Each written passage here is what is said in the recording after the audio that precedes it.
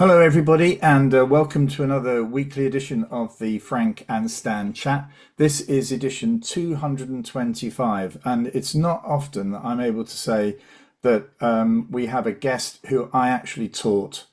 And also, that guest has recently been awarded an MBE for their services, I think, to mental health and to dance in general. So, welcome, Kevin Edward Turner. Hello. Hi, Frank. Hi, Stan. Thank you so much for the invitation to be part of the show. Yeah, well, Kevin was a guest once before, but I was delighted to welcome him back. So, been a lot going on. But actually, Kevin, there may be some people who didn't see the original time when you came on and don't know who you are. So, can you give us a little bit of background as to what you've been up to since I last saw you as a Absolutely. as a pupil many years ago? Yeah, of course. So I'll give you what I often have to, part of my role, I have to kind of give lectures in all kinds of different places. So I'll give you my elevator pitch, kind of that kind of thing that we all have in our back pocket. So, hi everyone, Kevin Edward Turner. I'm one of the co-founders and co-artistic directors of Company Chameleon, which is a dance company based in Manchester. So we've been operating for about 18 years now, and we are a national and international touring dance company. But that's not the only thing that we do. We have a few different strands of our operations. Like I said before, we make dance theatre works for theatres that tour nationally and internationally. We'll make work for outdoor public spaces. So there's a lot of street theatre festivals all over the world. So we kind of take our work outside of the theatre to the public realm, which I love because it really kind of interacts and I was engages. finding it quite I was when I look at the videos, Kevin, and they're on concrete, and I think, oh my goodness, he's jumping around all over the place on concrete. I mean, ugh, It, it takes, I know exactly, Frank. It's pretty full on. We do perform on on the streets in front of yes. people. But there's a lot of kind of like work that goes into kind of the techniques behind working on hard because if Yeah, I you get don't think Stan and I are going to be trying that. no, no, So, no. You might be able to get a bust a few moves, I'm sure. Uh, and so that's we work in that kind of arena. We also make work for dance for camera as well, and we also make performance for unconventional spaces. So whether that's we take over a building and create a sighted performance in that building. The next strand of activity that we have is we have a whole learning and participation strand, which is something that's I'm really passionate about, and the company's always had parity between the work that we do with the community and the work that we do in a professional kind of context. So in that learning and participation strand, we have our own youth company, which is fantastic. I came from youth dance myself, so that's from 11 to 15 is Chameleon Juniors, and then Chameleon Seniors is from 15 to 21, and they do all kinds of kind of performances, get to work with a professional company, and so on and so forth. We have all kinds of activity happening at our studio space, which is another strand. So we have now our own studios in Openshaw in Manchester, and we're turning that into a dance hub. So we have regular sessions on a Saturday for young people to come and get involved in the dance sessions. We have sessions for adults to come and get involved, non-professionals. We also have professional services that we offer as well. And then the last strand we do is within the city region of Greater Manchester, there isn't a dance development agency at all. We used to have one, but we don't have one now. So for the last good few number of years, we've kind of been stepping into that space now and trying to create platforms and opportunities for emerging artists and emerging companies to be supported. So in our studio space, we have 4 studios. We offer heavily discounted studio space. We also offer commissions as part of our uplift program in order to try and stimulate the local ecology and to support that, as well as kind of a whole kind of like constellation of professional development support, such as workshops in how do you set yourself up as a freelancer, how do you develop a business plan, how do you put a proposal together. So we're kind of trying to do many different things under the umbrella of Chameleon, but at the heart of it, it's about dance, it's about movement, it's about creativity, it's about bringing people together to share yeah, great experiences. So, but you though, Kevin, how did you get into this space in the first place? Well, you know that story very Well, well, I Frank. know, but I'm not trying to sort of prompt that, but Oh no, it's cool. I'm happy, absolutely happy to say it. well, to save your embarrassment and to save my embarrassment is that we were fortunate to have a residency from the Northern Ballet Theatre Company, and one of the professional dancers saw Kevin perform. There's a long story going back over that. We won't go into that today, but actually, there was then you were then sort of picked up really by the Trafford Youth Dance Group and a woman called Linda Coles who really, supported you, I think, to get you to, I think you went to, was it Chester University to study? I went to the Northern School of Contemporary Dance, which is a Right. conservatoire based in Leeds.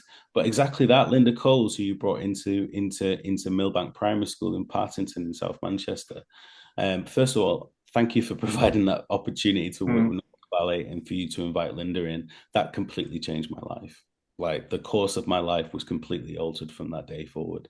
And being part of that youth company and going to that youth company and meeting other people who had this kind of natural talent and I don't want to big myself up, but a mm, natural interest in movement and dance was just absolutely life changing for me. And it also made me aware that actually I could potentially be a professional dancer. I had peers around me that were a little bit older than me and going off to professional training.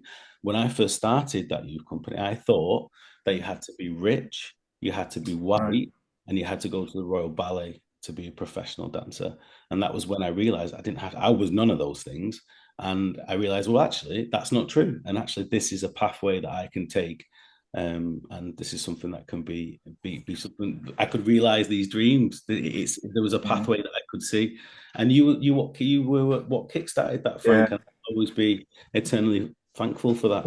Well, I think also if you don't mind, 'cause I think you did speak about it last time, but there, you had personal challenges as well as you were growing up, which I think you've used quite heavily in as a theme in some of the work that you do. I don't know if you feel able to talk about that.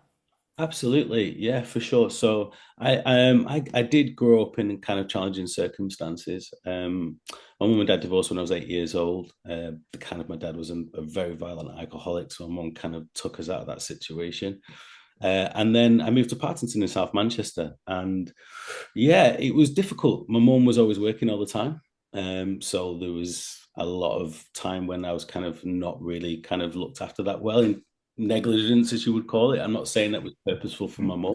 I love my mum to death, and she's done the yeah. best for me. But she had to work 3 jobs to provide for me, my brothers and sisters. And then, I under kind of when I was under the reign of my father, regime of my dad, I should say, I unfortunately had a lot of adverse childhood experiences that did affect my development and how I grew as a person. And also, I do have some serious mental health conditions as well, which were probably born out of some of those adverse childhood experiences that I had. And yeah, and I've kind of struggled with my mental health pretty much for as long as I can remember. It started off with hearing voices from like 7, 8, 9.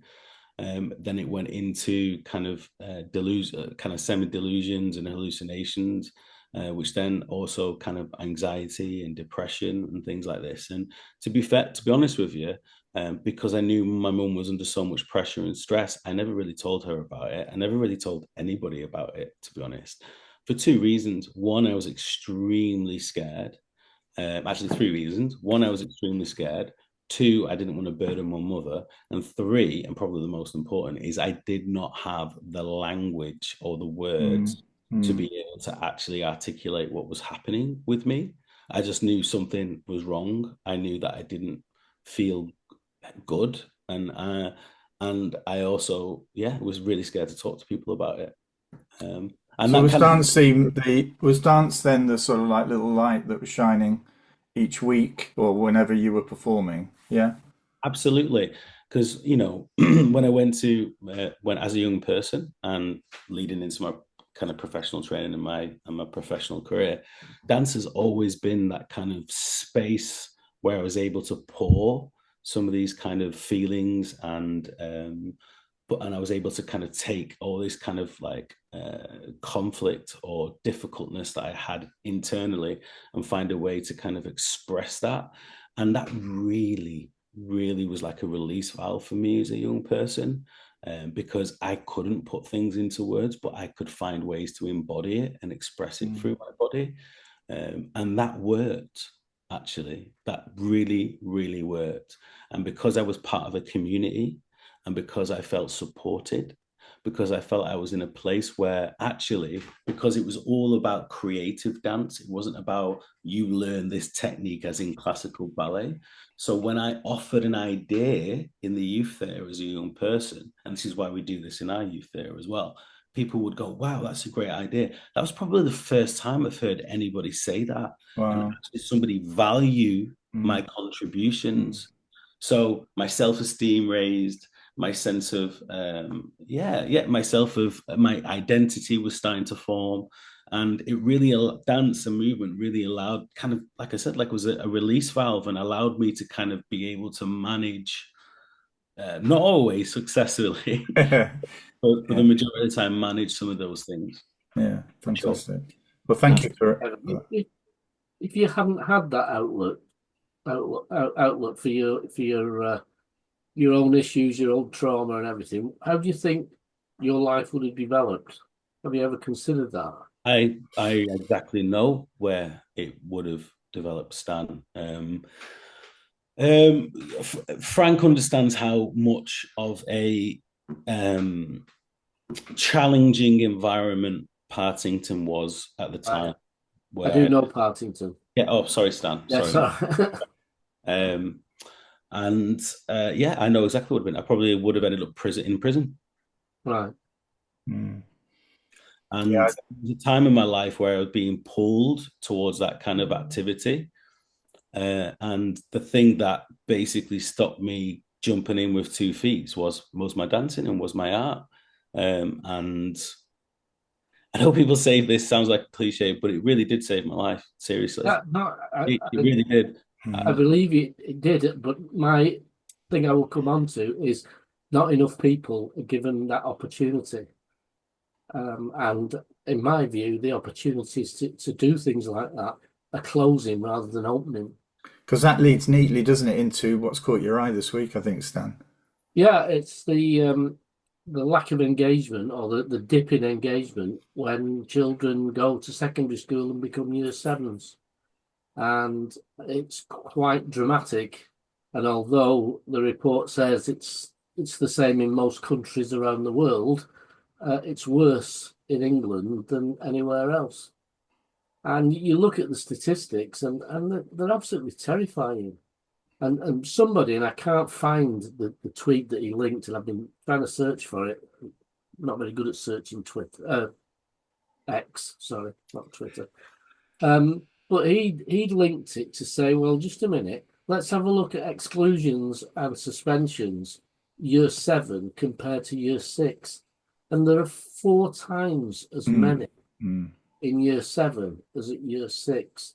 Now, if you want children to engage, suspending or excluding them in their first year at secondary school isn't going to be the way in. I'm not saying that's the only reason children get disengaged. I do think teaching's got a lot to do with it.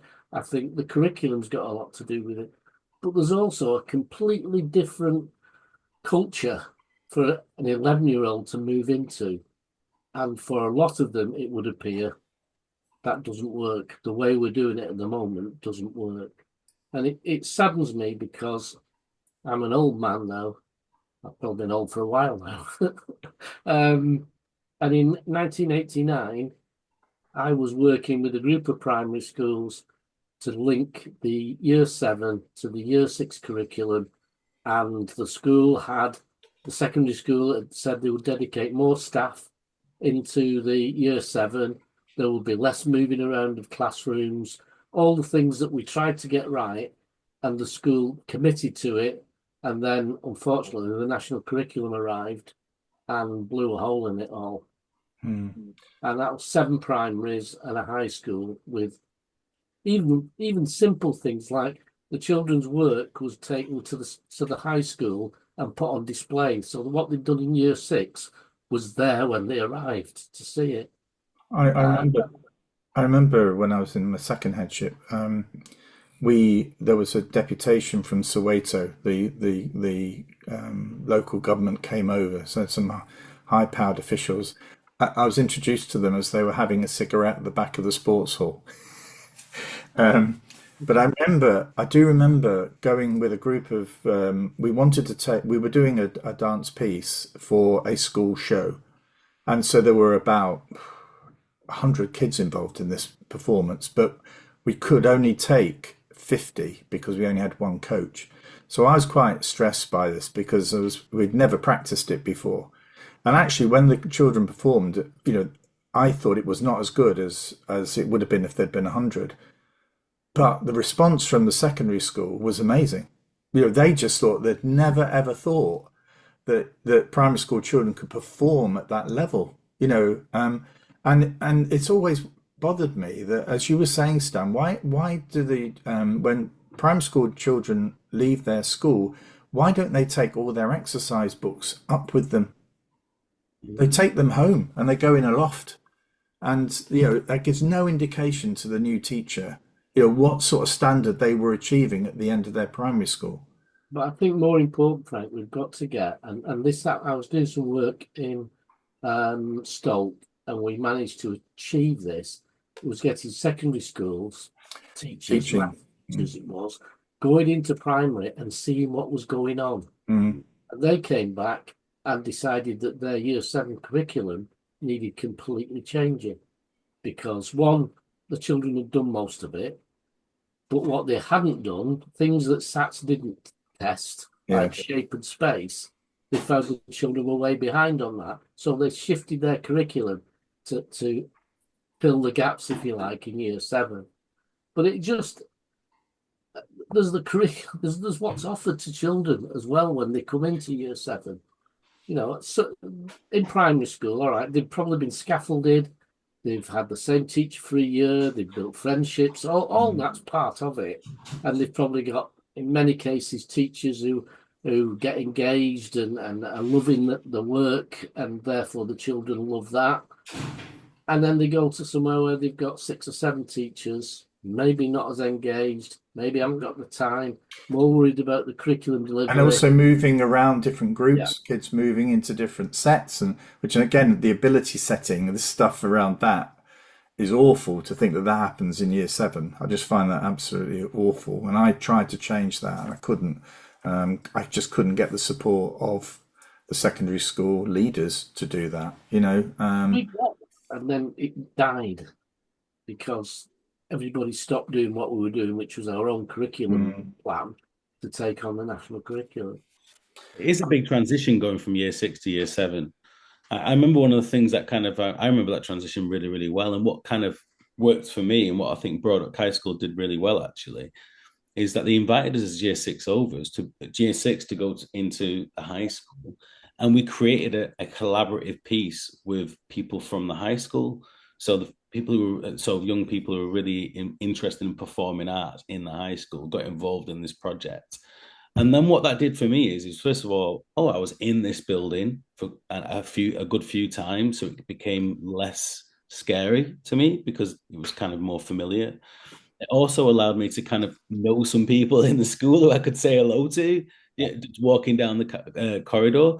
And I know, obviously, you guys are talking about kind of the meat and bone of the subject, but I do think that those kind of small changes, I agree. Yeah, I agree. I think are really important. And then people just feel, I know I certainly felt a lot more comfortable after being involved in that. And a lot of thought and attention had gone into it. But you can imagine, and I'm trying never to have a go at systems that schools put together if they work for schools. But I can imagine somebody coming from a small primary school into a school where you're suspended if you haven't got your ruler and your pencil with you, or if you've got shoes of the wrong colour. And I can't imagine that happening when you're 11, making it that school becomes a place you want to be. Well, once that's happened, I think the recovery from that is almost impossible. And the data shows it because the engagement with school continues to drop. I mean, I'm just not surprised at all by that. No, I'm not surprised, but it made me think, seeing the link with suspensions, that maybe that's not something that's looked at when some schools that use this no excuses formula don't recognise that actually that's what the outcome is. Children are engaging differently. That they're no longer, and those that don't engage, presumably, Yeah. get thrown out and don't engage at the next school either. Yeah. And I think there's a real risk, isn't there, for kids that, and that if you go to a particularly academic school, and there isn't really that breadth of experience, and you haven't got role models at home that give you an indication of what, you know, your academic effort can lead to. And of course, I think nowadays that feels very different. You know, this idea that work hard, get your exams, get a good job. I think that chain is broken. So actually, not having that sort of example at home is a real challenge, I think, for children. They can't see why something that they don't enjoy is worth the effort, because they can't see their parents having done that. They can't see the possibilities, what that could lead to, you know. So I think there is the analysis around who is this affecting the most in terms of the engagement. You know, I suspect there are still some very able year sevens and year eights who are totally disengaged. Yeah. Just keeping in there because I did quite well at primary. I'm just living off my past glories. You know, I mean, I can just get by. Yeah, well, this stage will pass. But for other kids who did struggle at primary school, well, what is there? What do you do? Where do you go? You can't afford the tutor. You can't afford, you know, you're just not motivated because you're not getting that sort of experience Kevin was talking about. Well, you're not getting that arts. No. Look at music departments, stuff like, you know, music's so important. And yet I'd say the majority of secondary schools now, it's a Cinderella subject at best. And I would imagine there's not a large percentage of children who continue with music. Is that the same for dance, Kevin? Yeah, absolutely. Yeah. I mean, dance is kind of pretty much taken off a lot of schools' curriculum. It's really not. And it's only those schools that are really passionate about the subject or have a teacher or a head of department that's fighting tooth and nail, you know, and probably putting a lot of their own time and resources into making it happen or creating those dance clubs. But increasingly, it's just not part of the offer. Or maybe they try it for like half a term in their year 7 or 8, and then that's it. It's not no continuation. And also, if you're not a specialist in that area, or you're not this may just be half a term of activity in a PE curriculum, for example. Then, if you're not a specialist, then actually that can possibly be one of the worst things that can happen, where it actually turns you off completely. You know, that's why we work quite closely with different schools, not just in the city region, but across the wider north and the country, to be fair. And we offer CPD days so that we offer non-specialist PE teachers or those who work in the performing arts, who dance isn't their specialism. We offer like kind of practical toolkits so that they're able to then kind of take these new tools and go into that kind of context and deliver a fun and creative dance session for people. But I just wanted to I cut you off there, didn't I? Fine, it's absolutely fine. I just wanted to reflect on one of the points you were talking about in terms of like engagement and motivation and stuff like that. And you know, obviously, you guys, I defer to you guys and your experience in working in the school context. But I've often found when I've worked with young people that if in earlier on in my career, I tried to often impose certain rules on the group. But what I've often found, and what I know and that's never really worked. Sometimes in smaller occasions it's worked, but not really. But what I've often found is if we create a charter together about what they believe is acceptable and what they feel is appropriate and what they want, what kind of rules they want to operate in, to be honest, they come to the same conclusions anyway, because they understand everybody wants to be treated with respect. Everybody wants to have a, you know, to be tolerant, not, you know, and to be treated in a kind way. Everybody wants to work as a team. So I often feel like by empowering young people and making them feel like, well, actually, you wrote this. You're the ones who came up with this. It creates a sense of accountability individually, but also collectively in the group as well. But I mean, I don't know. Yeah. No. We when I was ahead, we did the kind of rights and responsibilities almost for children, and the staff did it, and it was very formal, very good. And I just had this idea, we'll give it to the year 5s and 6 and ask them to translate it into their talk. And it was unbelievable. We got things like high quality teaching that develops children, blah, blah, blah. And they got good teachers. Good teachers was far better than anything we could. And so we had this kind of scales with this is what you're entitled to as a pupil at the school, but this is your responsibility to make sure it happens. Mm. And it worked really well. The only time I fell foul of it was I tried to explain it to parents badly, because I said, no, we need a relationship with parents, and this will work if you do this, I do this, the child does this. But I put must. For this to work, it was right. For this to work, the school must do this, the child must do this, you as parents must do this. Well, that was like setting up a bomb, honestly. You can't tell me what to do. You can't. If it's work, you want it to work, then that's what you must do. Yeah. The sentence, it's not just the one word. Kevin, Yeah, And we all have responsibilities, don't we? Everybody has responsibilities to make that happen. yeah. And I really think that empowers the young people, doesn't it? It's like, it's really clear then, isn't it? yeah. It's theirs to own.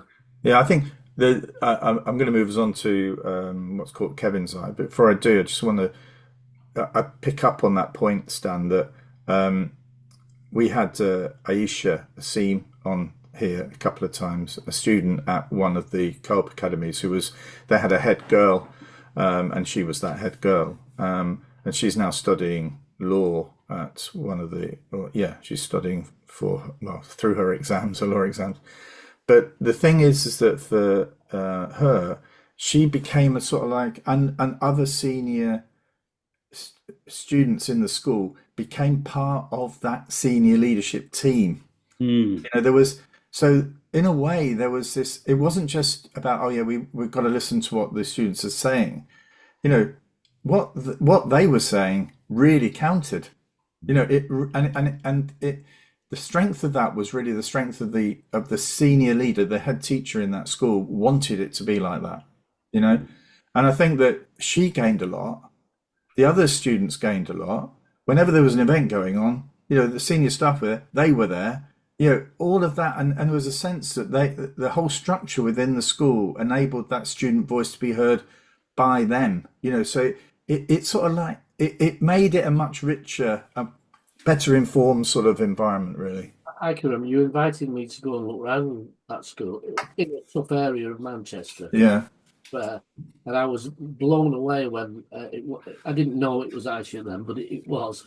And I was showing me around, I think it was the gym, and I said, and what are you hoping to do? And she just looked me straight in the eye and said, I'm going to be a barrister. Yeah. Wow. Yeah. I love that. I am. Yeah, well, yeah. No, I hope to be. Yeah. I'm going to be a barrister. Yeah. Incredible. Kevin, there's a really great model for this, actually, Frank, in kind of the arts world. There's an incredibly wonderful theatre in central Manchester called Contact Theatre. And what they do, it is really great. And people from all around the world have come to kind of study this model. Kind of in all the decision-making levels, there is young people involved. So there's young people on the board of the organization. So they're talking about, you know, and overseeing operations, looking at policy, looking at strategy, looking at vision. You have young people who are part of the programming team. You have young people who are part of the kind of creative education and outreach team.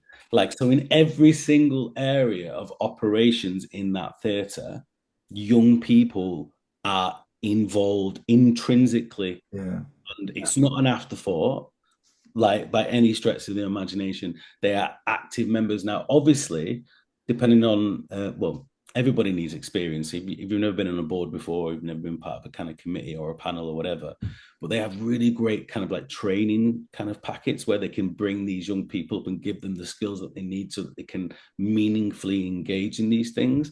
And very recently, Contact Theatre, they have a different CEO now, but their last CEO was one of the young people who came, building at like 11, went through all their different programs, was involved as a young artist, but also involved in all these different panels and all these different committees to become CEO.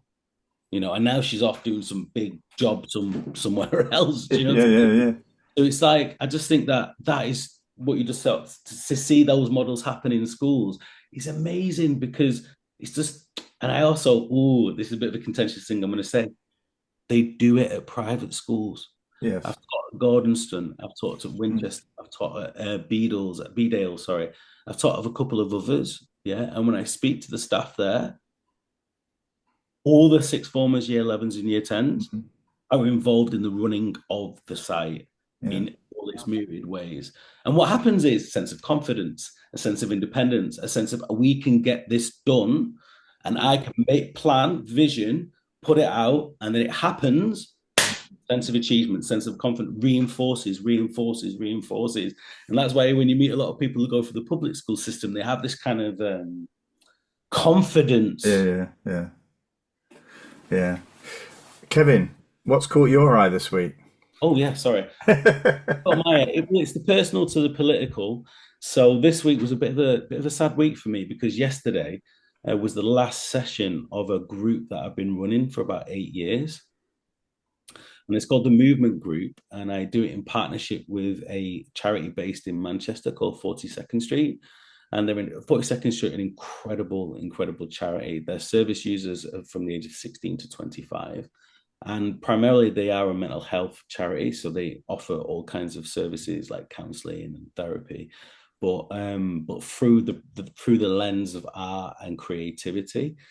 I really believe they're national leaders, if not international leaders, on this. And they have so many brilliant programs and projects, initiatives and groups where, yes, it's underpinned by that kind of, real professionalism in mental health, but also using arts and creativity in order to kind of really support people through their healing journey and developing young people to become working professional artists as well. So I absolutely love that organization.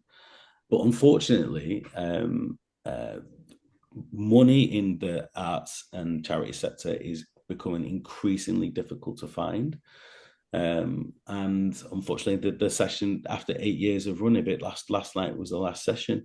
What I've loved about working with the group, it was quite sad actually, was that, for example, somebody said to me last night, this is a space that they come to where they do not feel judged. They're completely able to be themselves. They're able to have fun and be creative and discover new parts of themselves that they didn't even know exist. I'm kind of paraphrasing. I almost cried when she said that. I was like, oh my God.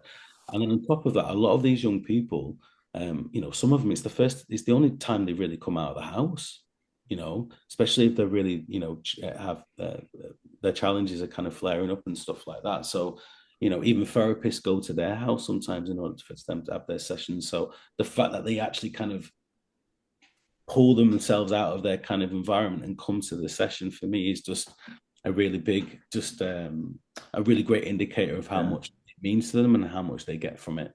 So that's my week. Super sad, but I want to link it to the political because, I think it was Farage who said in the last week or so that arts and culture are a waste of money. Okay. So obviously I feel completely different from that work in the arts and cultural field, but it benefits so many people. And also as well, it's economically nearsighted. The creative industries are 7% of the GDP. It's not a small sector. I think we bring in something like over 180 billion pounds a year to the UK economy. Think about the soft power that we have as a nation exporting our arts and culture globally, and as an individual, it creates rewarding and enriching experiences that can transform people's lives. I'm the perfect example of that. And these kind of comments, these kind of dog whistle kind of comments, sound bites by people like, Farage are just not useful. They're not constructive. They're incredibly reductionist, and there's no nuance. And they're untrue. They're basically untrue. Untrue. And what's so frustrating is when these comments are made and there's no challenge from the reporter. No challenge, whatsoever. There's no experience, and I think that's part of it. Because I'll go back to Michael Gold. Basically, he wanted to create a curriculum that he'd experienced, mm. and so in his case, music was just a waste of time. It wasn't academic. It wasn't. He'd never done it. He was trying to bring back Latin at one point. I was like, Yeah. No, but honestly, I'm struggling with my. There's a guitar here. Anyone who says that music is not academic has never really studied it. I mean, yeah, it's mathematics. Yeah. It's patterns. Yeah. And I often say to people, sorry, this is the last little thing for my segment is that and I always say to people when they, take Farage perspective or whatever, I say, okay, live a day without culture. Okay. So you can't have any dance, you can't have any music, you can't have any theatre, you can't have any visual art, take all the pictures off your house, take your wallpapers off. Take the adverts down. Take your adverts down, take your carpet out of your house. You can't wear any clothes, you can't read any books, you can't watch any films. So yeah, you'll be surviving, but are you thriving? I really think that you would be if you took arts and culture out of your daily life. Sorry, that's my last. That's great. The things just said out of ignorance, and as you say, to dog whistle to make it sound tough. We don't mess about with arts and crafts. That's it's all this woke stuff in it. Well, I had that. To be fair, being a head in a middle class area, I had two sets of parents who wanted their children to be academic, and one set came to see me to say, "What they're messing around with this art stuff? I've been in the class today, and he's made something with a toilet roll, and I don't want him doing anything like that. I want him doing maths." And I said, "Yeah, that's your ambition for your child. My job is to make sure that when the child's old enough to make his own mind up, I've given him the skills to be able to do that." Now, the other family weren't quite as harsh as that, but I was really proud when their son was a runner-up on MasterChef. Good point. And cooking's an art form. Absolutely. Therefore, you can't even go to a restaurant. Yeah. Well, I mean, yeah. It gets all personal now, so I'm going to avoid it. For me, what caught my eye was a Sutton Trust report looking at social mobility around the country. And it produced a sort of interactive map, so you could actually go to each constituency in the country, and you could get a sense of how well were children closing the gap in terms of where they started, and I think it was primarily around not just about going to university. There were other factors that were being considered, and I mean, immediately go to your own where you live, where you've worked, and it was really interesting because I looked at some of the recommendations, and none of the recommendations sort of made reference to a couple of factors that I found were really quite significant. The first was the sort of ambition that parents and carers have for their children, and my view is that most parents and carers want their kids to do well. They don't want them to fail. But actually, some of the parents and carers are not well equipped. Either they haven't experienced that sort of positive impact of education on their lives, or they're simply unable to support their child because they don't have a decent education background. So they're not able to read well, or they're not numerate or whatever. Now, the report made no reference to that whatsoever. And that to me is a fundamental issue about how you can actually stop this problem occurring, is by emphasizing more the importance of adults and education. And we've seen further education colleges, they've not even got back to the funding levels that they were in 2010. We've seen cuts in the Workers' Education Association. Somebody we have here as the CEO, been a guest on here before. I mean, these are organizations and settings that really ought to have the funding, because it's there that we can enable adults to engage with education again. So it's great having a great teacher, don't get me wrong, but actually if the child is going home and the parent is not able to help them with the homework, there does come a point where you say, actually, that is a factor. And so what I was talking to a CEO who I do a performance review for every year, and we were just chatting about different year groups, different classes, And I was saying, well, have you ever really considered in class A that did really well why class B didn't do quite so well, even though they had the same teacher, they've had the same sort of experience. I know all the children are different, but what they've never done is looked at, well, not just the home setting, but actually what's the educational level of some of the parents in that class compared to that class. And it then made me go back, Stan, to this book, Visible Learning for Teachers, which is by John Hattie. John Hattie is sort of like very hot at one stage in terms of he brought loads of research together and sort of tried to evaluate it in terms of its impact on learning. But even in here, home is a factor, but it doesn't say anything about the education standard or level of the parents. And my final bit is it made me consider that graph, that chart about a certain schools minister, Nick Gibb, who I had communication with when I was doing work in Blackpool.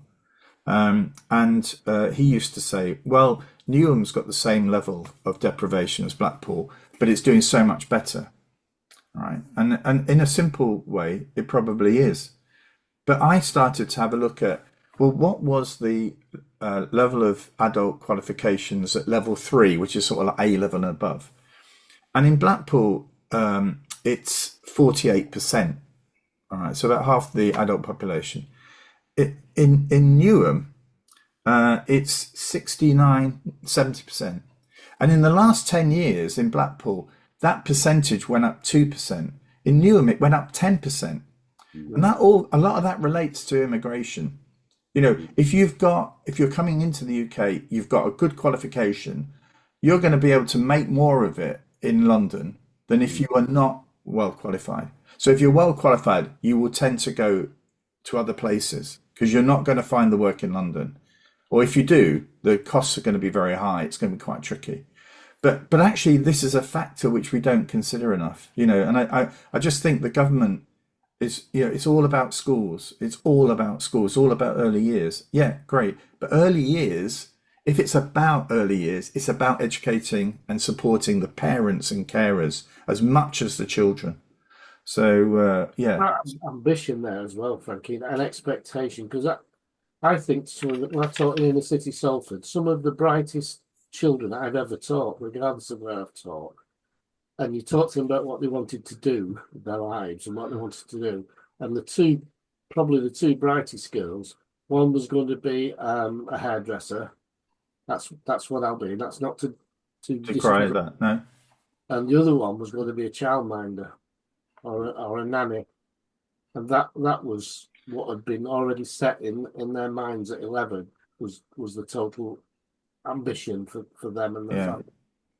Well, the worst story for me, when I was working as the CEO of the Co-op, we had a group, I can't remember who it was, came and started doing work with some of the year 9s about drawing them in from all the schools and then doing work around sort of career paths and things. So and I don't like this at all. I never liked it, and it confirmed why I think it's so bad. Is they said they gave them some support on creating a CV, and so the children were then sort of put in pairs, and they were meant to sort of, you know, produce a CV. And these two lads from one of the academies, after about 30 minutes, had done nothing. And so one of the colleagues went over, what have you done? We haven't done anything. We've done nothing. We've found it hard to think of things that we have done that are worth putting on this form. And these are children that have been in education, what, is it 10 years?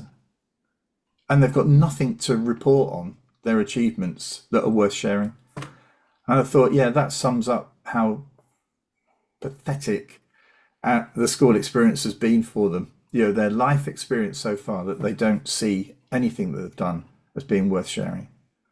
I wonder how many other children are in that position. But reflecting on what you were saying, Frank and Stan, it's like, you know, when I went to the youth dance theatre as a young kid, it wasn't until I saw other black and brown people that I realized that, oh, people like me can do that. And to see people from your community succeeding and you need to see those examples. Yes, you do. Those people need to come into your school and talk to you. I go into Broad Oak every now and again and have a chat with the kids. They need to know that, there is no limit apart from the limit that you place upon yourself. And you have to have those examples. And I think Scotland's doing a better job than England and Wales, though. Last week I was choreographing up at it was called Edinburgh College. So it was kind of a mixture of FE and HEI. But what I thought was brilliant about it was I saw lots of adults in there as well. Right. A lot of people who have kind of recently arrived, but also a lot of people who haven't recently arrived. And it was great. And I was chatting to some of the faculty staff there, and they were like, yeah, there's a lot of active people can come here, retrain. And because obviously education is free in Scotland, a lot more people are taking that opportunity up. And I just think that sometimes that even if you are a person who you have the awareness to know that you might not have the skills to be able to support your children, you might just go, I just can't afford to go take that college course. I can't afford to not work that day, or, and then you're in a situation like my mum didn't want to work 3 jobs, but sometimes that's what you have to do, don't you? And I think about my parents, they weren't particularly well educated, but there was this sense of valuing it. Checking that the homework's done. I remember my father unable to do the maths homework, but actually checking that I'd done it. He said, "Oh, this looks hard." It was just, I think, fractions. It was like timesing 2 fractions. The point you make, Stan. When was the last time you did that? Yeah. Why am I learning that? I'm yet to meet a teacher of maths that shows me a practical application of dividing by fraction. Yeah. Yeah. Right. Well, I was just thinking on that front, but when I was 11, my mum and dad were obviously ambitious for me, put me into exam for Bolton School, and passed that. And when they worked out the cost of busing me to school, they said we can't do it. You can't afford to go there. I think I'm sorry. My brother-in-law did go through Bolton School, and he's got O-level woodwork and maths, I think. Because he said he can make rulers. But don't you think, though, Stan, that money should never be a barrier, should it? No, it shouldn't. It shouldn't be a barrier for people to improve themselves. Yeah. And all this conversation about lack of productivity and people and all this, that, and the other. Okay, that's fine, but then you need to be able to support people into a pathway, into a career. And if you're not going to do that, then things are not going to change. I couldn't agree. If you're doing the same thing over and over again, and it's a different result. That's madness, isn't it? And also the Sure Start centres, they. Don't get me on that. You've lit the. No, but you know what I mean, though. I do. It's the one thing that I could cry about when I saw what they were achieving, and then in one stroke, they were gone. Yeah. And now there's sort of there was in the last government a half-hearted attempt to bring something similar back, but it's not. And what happened to that? Yeah. Well, it's not going anywhere. So, right. Well, that's nearly. Let's finish on a positive. Yes. Tell us the best things you've done, Kevin. Tell us something that you really celebrate. Well, apart from marrying my amazing wife and having a kid, I'm actually going to Japan in about 3 weeks. So I got commissioned by GMCA to make a piece of choreography and collaborate with a composer from the Halle and a fashion designer. And we're created a piece, and it's going to go to the World Expo in Osaka. So really be proud to represent the country and to represent our city region, fly the flag for Greater Manchester. Wow.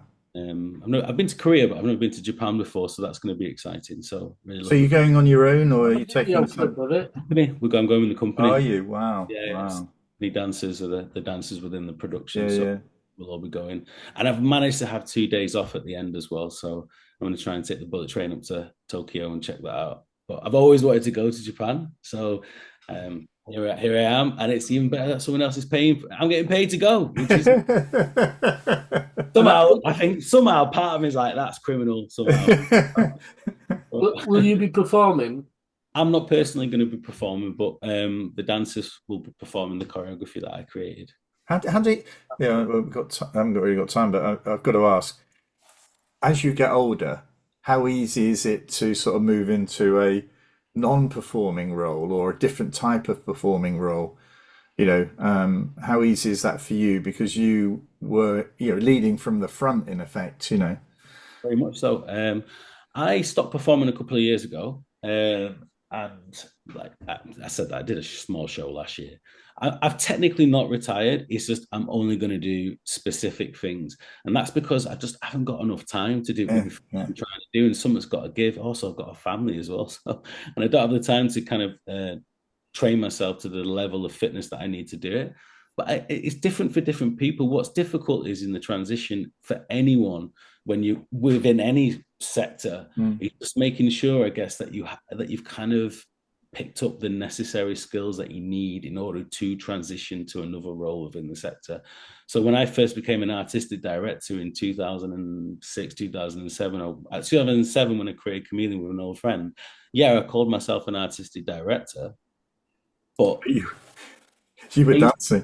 yeah, I was dancing, I was making, and I was Yeah. teaching, and I had a vision and I had a strategy. But what I know now compared to what I know then is like it's just so completely different. Yeah. So I think it's just that I think it's totally doable, it's totally possible, but I think people just have to kind of like we were just talking about invest in the professional development and make sure they pick up those skills and always picking up new skills in order to kind of keep relevant and Mm, keep what's the word I'm looking for? Yeah, keep relevant and keep yeah, yeah. moving. Well, it's been a great chat, hasn't it, Stan? Yeah, Yeah, amazing. amazing. Thank you so much for your time, and good luck on your trip down to Buckingham Palace in a few weeks' time, and and also that trip to Japan. What an amazing opportunity, but also what a great way to promote the country, and what it offers. Okay, Definitely. well, we've got a few weeks off now, Stan, until we come back. I think somewhere like the 11th of June. I think we've got a CEO of a sort of charity, not-for-profit organisation called Nick Ponsford is going to be joining us. So we're until then, it's a few weeks of rest, and we'll see you all in the middle of June. Okay, until then, take care. Thank you, Kevin. Thank you so Cheers. much. All right, Thanks, bye guys. bye. Bye.